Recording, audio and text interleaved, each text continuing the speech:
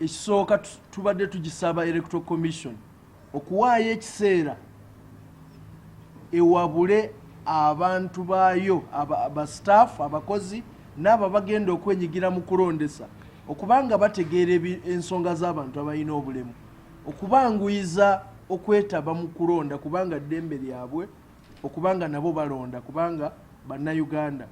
Ensonga endala tusuubira nti awagenda okulondebwa wajja kubanga watuukika bwe mba ndi mu kagaali oba ndi ku miggo nga tewaseerera nnyo tewaliwo madaala mangi nsobola otuukawo nga omuntu alina obulemu nange nemba nga neenyigira mu kulonda. Ensonga endala waliwo olukalala lw'abantu abalina obulemu mu kulonda okw'abakiise b'abalema.